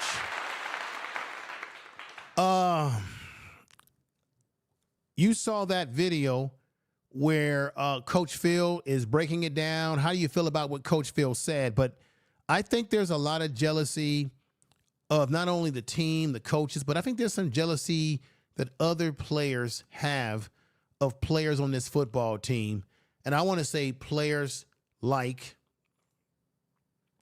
particularly Deion Sanders in particular, even obviously a Travis Hunter. There's jealousy about Coach Prime and how he goes about doing his business on this team, how he goes about conducting himself. A lot of haters out there, as I said before, a lot of people who don't really believe. They don't believe in the process. We've been saying for a while now on these YouTube streets, these CU streets, these Colorado streets, these content creation streets, that you have to believe in the process, trust the process, because that's what we need to be doing, because it takes time. This is only their second year, Coach Prime's second year, trying to get this team to a certain level of glory and where they want to be. So I really want people to understand what I'm saying, that it's a process, but you've got people out there that are hating. What I want to say, and I don't want to come off mean here, but I found a video, and I think maybe some of you've seen this video. I found a video of another college football player. He's at Miami. Supposed to be a pretty good prospect himself. And I felt that he's jealous. I felt that he came at Deion Sanders in a very disrespectful manner. You probably heard about this. This is Cam Ward. Cam Ward, I think they were in Florida, somewhere in his neck of the woods. I don't know. They were somewhere in his neck of the woods doing Deion Sanders off season, you know, training and working out. How many of y'all have seen this video? Put sevens in the chat room. And Cam Ward showed up late to the training. Shedeur was setting down the ground. Other players were getting water and getting to the bench, you know, the bleachers. And Shedeur was having some water. It was hot as hell out there. And this guy, Cam Ward, who I believe is the quarterback, is he a quarterback at Miami? Did he choose Miami as the place to go? Cam Ward, Camward, had the audacity to not only show up late, but to say to Deion Sanders that he was bullshitting around. Talking about, oh, you know you ain't supposed to have no water. And then you had other guys saying, hey, man, we're late because of you. Then Shedeur says, well, you're down here. Maybe you're used to the environment. Then Cam Ward says, I've been up there. You up there where it's cold. Real nasty, real disrespectful. I think it's all jealousy. It's jealousy. And you had the guys out there saying, man, we're late because of you, Cam. So how are you going to call everybody to come together and have this workout? And you know, what I'm saying is you have players that play in college football, just like in the NFL, that work out together during the off season. They work out with each other. And Cam Ward had the nerve to say, well, when you was out there playing, you was just lobbing the ball, man. You wasn't really throwing the ball. I mean, just a complete hate. Let me let you see this video. How many of you have seen this video? Put sevens in the chat room if you've seen this video. Okay, share this video. Now, everybody that's come in, please do me the great favor. I'm going to say what I always say at this time of the show as we're winding down, is I want to say thank you for watching. I want to say like and comment on this video when you get a chance. Subscribe to the channel. And if you're looking at this on your laptop, your desktop, your tablet, your Droid phone, whatever the hell you've got, your iPhone, I appreciate you. All you got to do is hit the share button right now. Don't cost you anything. And share it to your Facebook, share it to your X or your Twitter, whatever social media you use. We definitely would appreciate that around here, everybody. Most definitely. As you can see, if you want more videos like this, subscribe to the channel. This is how I get down over here, give you comprehensive breakdown and comprehensive type show. But let's go to that video right now because I know that's what you're waiting for. You're probably saying right now, show the goddamn video. I know it. I know it.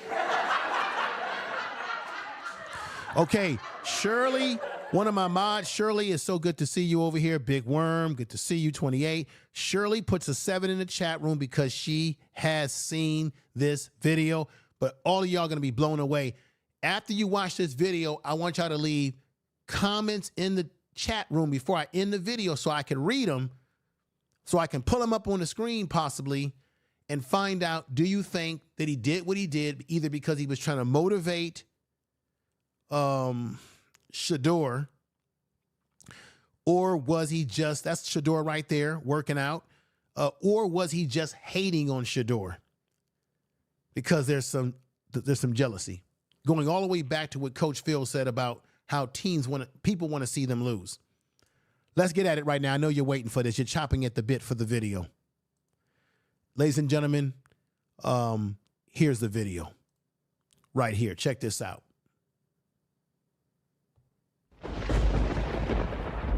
Tell the truth.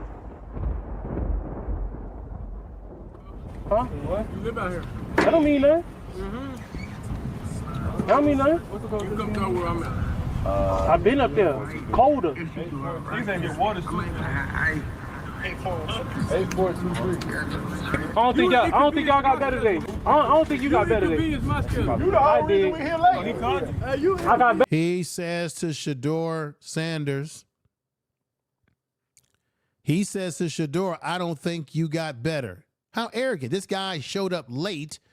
Let's just play this from the very beginning. This is off the hook, y'all. Y'all bullshit. I can't stay hydrated, man? Y'all bullshit. Well, you know we don't get water. Bullshit, y'all can't handle that heat. That's what it is. It's cool. This guy brings Cam Ward. I'm sure, you know, he's probably a great player at Miami. Pretty sure he's going to do his thing this year. But I felt like his energy was negative. He kept saying, oh, why are you drinking that water? Oh, you guys can't handle the heat out here. Then you find out that he had everybody waiting for him because he showed up late, yet Shedeur got there on time. This shit is crazy. Let's go back to this again. This is crazy. Let's just let it play. Y'all bullshit. I can't stay hydrated, man? Y'all bullshit. Well, you know we don't get water. Bullshit, y'all can't handle that heat. That's what it is. It's cool though. Bro. Hey, that's your team. Bro. Huh? What? You live out here. That don't mean nothing. That don't mean nothing. What's the code? You come down where I'm at. I've been up there. It's colder. These ain't get water. I don't think y'all got better today. I don't think you got better today. You the whole reason we here late. I got better. I might have been the reason we was late, bro. I got better. Yeah. This man is saying that he got better, even though he got there late. You got the guys out there that's calling him out, saying, hey, you got us here late. You got here late. And he's calling him out. I think this is about jealousy, that he's jealous of Shedeur Sanders. That's just my opinion. Maybe I'm wrong. Maybe Cam's just being competitive. What do you all think? Okay, I'm going to get better tomorrow and Saturday. We throwing comebacks. We throwing comebacks. You just lost it and you placing it. You not throwing it. Okay. Come on, man.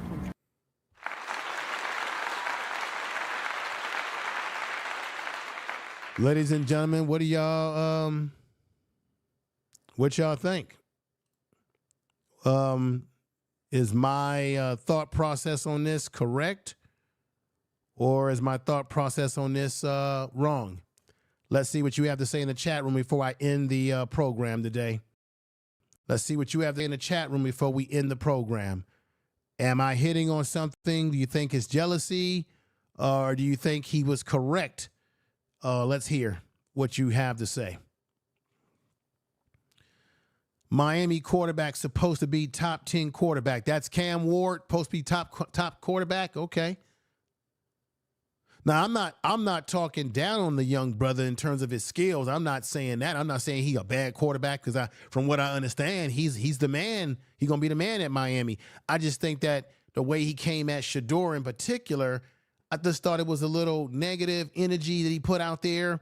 And I almost feel like there's some jealousy there because, you know, Shedeur's been getting a lot of buzz in terms of the NFL prospects. Let me see. I saw it from well off originally. I think he's just yanking their, chain to rally up their competitive juices because they're all, okay. So good point. Maybe Cam Ward is just trying to make everybody better, right? Make everybody rise their play level. I get it. He could be, he could be doing that because sometimes you need guys to push you. It's probably competitive fun. Benzo says, look, why are you trying to change the narrative? Nebraska defense is top 10. Can't say the same for UCLA, but you think they're sweet when I've already broke it down that Nebraska had the #1 run stopping. See, this is what we're talking about, folks. People come in, they haven't been watching the video to really watch my breakdown. I haven't been talking bad about Nebraska. I've given Nebraska a lot of props here in this video today. They had the #1 run stopping defense all last year. I've said it already, their linebacking core is deep. I've looked at everything that I talked about today. I looked at the scouting reports. They have a deep linebacking core. Last year, their secondary was not really the strength of their defense, and it still doesn't remain the strength of their defense. I talked about their receivers. Isaiah Banks, the two guys that transferred over. Isaiah had 161 yards last week. I talked about their tight end, Thomas. I talked about their secondary. I named all their key players on this team. that can be trouble. I said that it's going to be a close game. I said that CU is going to have to run the ball. They're going to have to mind their P's and Q's because Nebraska has 2 nose tackles, 2 guys in the middle. That's what? Nat, did you do your research? You come over here coming at me. Did you do your research like I have? Do you know these guys that I know? Nash. The other guy, T.Y. Robinson, who's 310 pounds, one's 330. I gave them major props in terms of their personnel. I didn't say that they were a bad football team. I said they played against UTEP. Let me say it right. They played against UTEP, which really wasn't a great team. Even though they beat them 40-7, UTEP was not a great team. In comparison to North Dakota State is a better team with a winning legacy, and they have a history of beating Power 5 teams. So they weren't and they got a quarterback who's an NFL prospect. So they didn't play against a bad team. They played against a team that plays in a lower level, but a team that's better. It's the best FCS team in the country. A team that actually let y'all know North Dakota State could have been playing in Power 5 football. Do you know that they were invited to be a part of the Mountain West Conference? I think it's the Mountain West Conference, but they refused. They didn't want to be in that conference because it's not a good conference. Did you know that?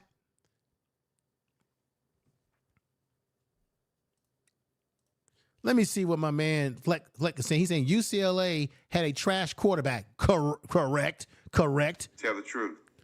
And threw 2 picks to Travis Hunter, and their running back fumbled twice. Tell the truth again. Tell the truth. Thank you. Come on, man. Benzo, don't come in here and say nobody is saying that Nebraska doesn't have a good defense. I was pointing out that in their defense, the area that CU could probably do some damage would be against their secondary, because I think CU's receivers are going to be a matchup problem, especially because you got to double team our man Travis Hunter, which will open up opportunities for the other receivers when they have to now take a safety and drop him down a little bit to put him over the top of Travis Hunter to keep Travis Hunter from doing damage. Let me see what you're saying. You called a top 10, 15 defense. Okay. Benzo, you're not arguing with me. You're in a back and forth with one of the guests, one of the people in the chat room. Okay. Benzo, I thought your message was for me, but you guys are having a competitive disagreement in the chat room. I get it. My bad. Keep your discussion going. This is what sports is all about. We as men can have a discussion about football. Don't take it personal. We can have different opinions. We can say, hey, you're wrong, you're this. Hey, that's sports talk. I got no problem with sports talk in the chat room because that's what we should be doing. So, Benzo, I thought you were coming after me, but it's a conversation that you're having with the great folks in the chat room. And I don't mind everybody having competitive conversation about the game in the chat room. I think that's a wonderful thing. I give a clap to the wonderful discussion. Even if you guys disagree with each other, even if you're going back and forth, even if somebody don't know what the hell they're talking about, because definitely within the conversation, somebody don't know what they're talking about. Okay, my man Ed in Houston says definitely have to double 12. You better double J5 if you smart. See, but this is a deal though, brother Houston. If you was a defensive coordinator, you gotta give up something and take something away. Which guy are you going to focus on the most? Because let's be honest, they can't really double team both of these guys at the same time. Somebody's going to get open. You know what I'm saying? Somebody's going to get something. I think if I'm a defensive coordinator and I'm playing against CU, I'm doubling Travis Hunter because of how unpredictable he can be and how he can catch these balls in alphabetical, how he jumps up. I'm going to cover him. I'll live with dealing with J5. But I ain't going to live with letting Travis stump all over me. That's just my opinion, brother. But I want to know who would you choose to double team? Or well, you would have to bring both safeties down, right? But that would leave you vulnerable if the guy beats you over the top. Well, the tight end beats you over the top. Very interesting. See, this is why this makes CU, and I'm glad that Brother Houston said this. This is why this makes CU a dangerous team, particularly in their receiving core. Because even if they double team J5 being Jimmy Horn, now you're leaving Travis Hunter open. If you double team Travis Hunter, now you got Jimmy Horn. If he could do what he did last week, now Jimmy Horn can create substantial damage to one's defense. So this is crazy. He said exactly. Brother Houston said exactly. Thank you, Brother Houston. Let me see. Untamed, Leash D. Let me see. J5's J5's gotta roast you. Gotta roast you. I think the young man's gonna do the damn thing. My man Big Worm says motivation. Yeah, he's motivated. Let me put this back up again because some of you might have come in late. I talked about the situation with B Bear and how he was said some things. I played the video of him talking trash, right? But let's come back to that statement that was put out in the press by Jimmy Horn speaking his mind. Right here, y'all. Let's put this up. Let's put this up right now. Here we go. It's stated with a warning made by Nebraska linebacker G. Bear early in the week. And now Colorado receiver Jimmy Horn Jr. is getting in on the fun. When speaking to the media on Thursday, Jimmy Horn made it clear that he and the receivers were well aware of G. Bear's comments and will be ready to test him in the defense on the field. J5 said this, y'all. I watched a couple of their interviews, so I'm on that timing. Horn Jr. told the media, my receivers group, we are on that timing. We're on that timing, and we know what time it is.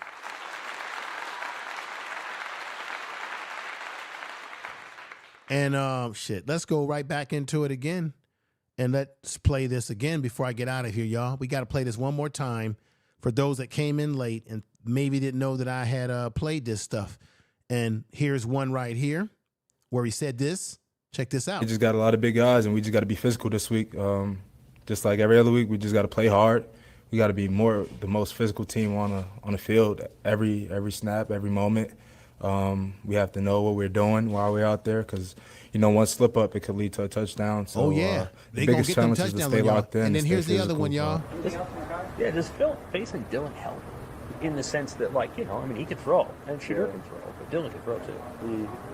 Yeah, you can't compare Dylan and Deion Sanders. Don't do that. Dylan is a different man. The way he plays, the way he go out there and attack. How are they different? Just Dylan is a dog. You know that. You'll see on Saturday.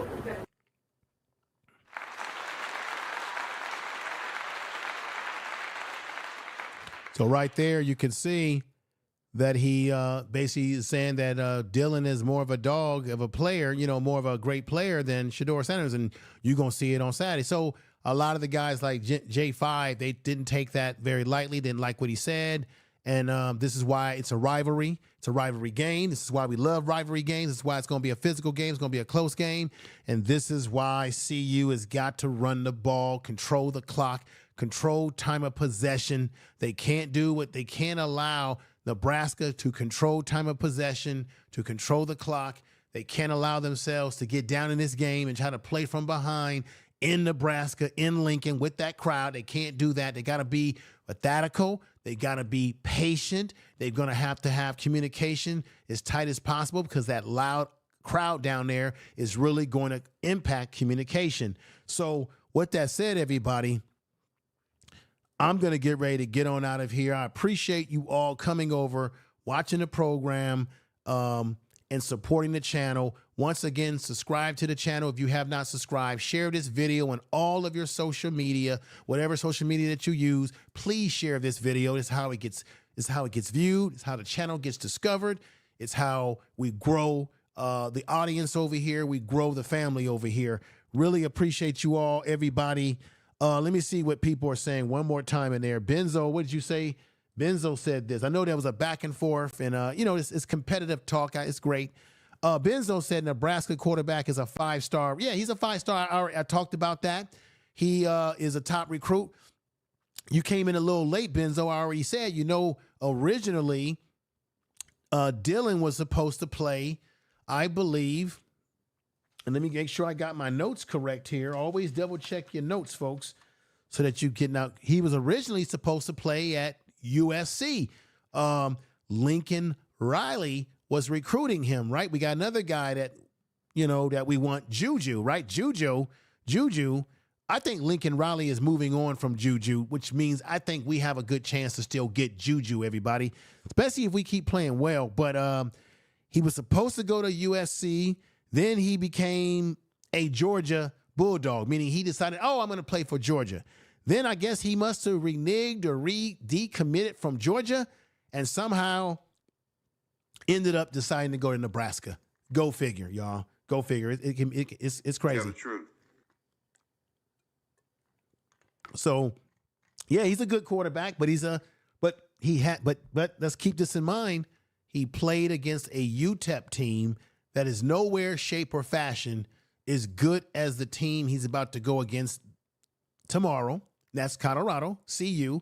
And I got to be honest, he's going against a secondary that I know is much better, a defensive line that I know that's much better, a offense with Deion Sanders that's way world lights better than what he went against with UTEP. Let's just be honest about this, everybody. Tell the truth. Tell the truth. Let me see what Flux said. Flux said this. Let me see what the brother said here. He said, Benzo, if you had Shador, you would have beaten Bama. All right, brother. Y'all saying some good stuff in there. Y'all getting this competitive in the conversation. Superfly Reaction is in the house. What's going on, Superfly Reaction? Thank you for coming over. He said Cam Ward and Shador both have same quarterback coach. So basically, Cam Ward and Deion Sanders are just two brothers that are competitive. They want the best out of each other. And, maybe it was just good fun what was happening right there, right? But I still think, maybe I'm wrong, but I still think underneath the surface, I just wonder,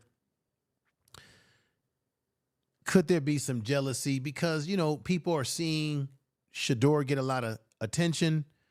Coach Prime made a statement that he feels like both Travis Hunter and Shador are not getting enough talk about Heisman. Did y'all hear about that? That's the latest news that came out today, that Coach Prime feels like maybe my guys are not getting enough buzz for the Heisman.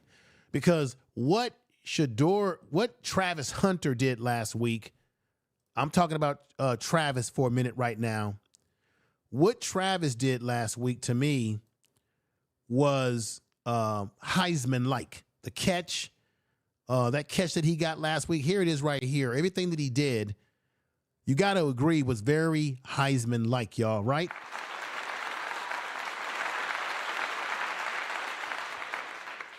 Woo! This has been a great show, y'all, but we're going to get ready to get out of here. Oh, man. I definitely appreciate everybody. Let's get out of here.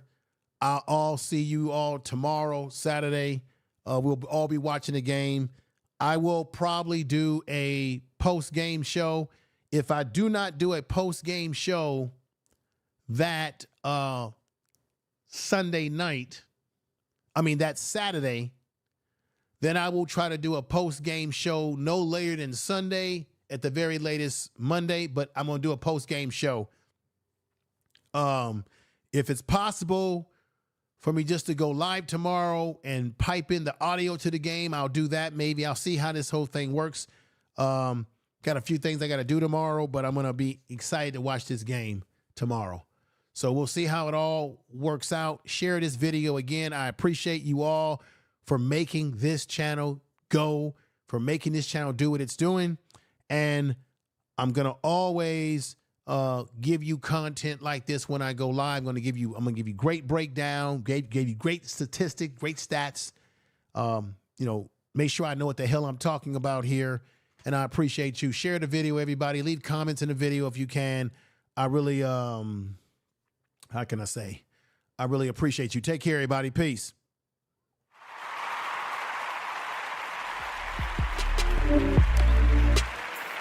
Thank you, everybody. Y'all take care. I love the support always. We'll be back with more content. Everybody. Peace. Everybody take care. Peace to you.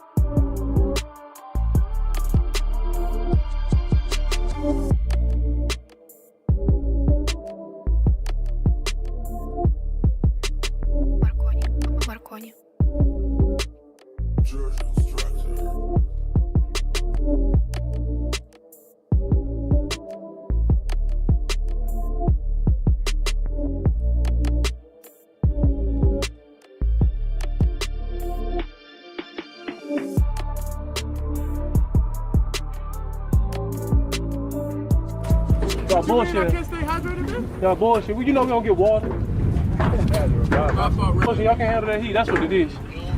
Hello? It's cool, though. Bro. Hey, that's your team. Here, bro. Huh? What? You live out here.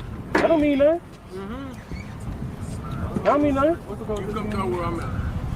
I've been up there. Colder. You think your water's cool? 8423. I don't think y'all got better today. I don't think you got better today. You the reason we here late. I got better. I might have been the reason we was late, but I got better. Yeah. Okay, I'm gonna be better tomorrow. We throwing comebacks. You just lost.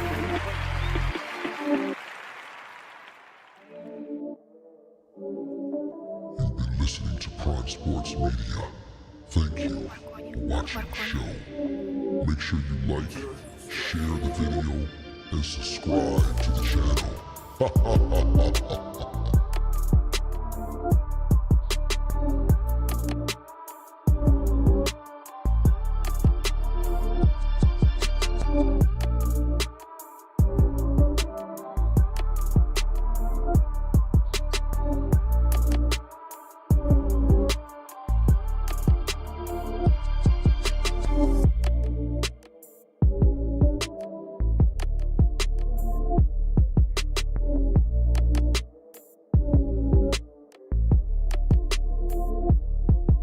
you.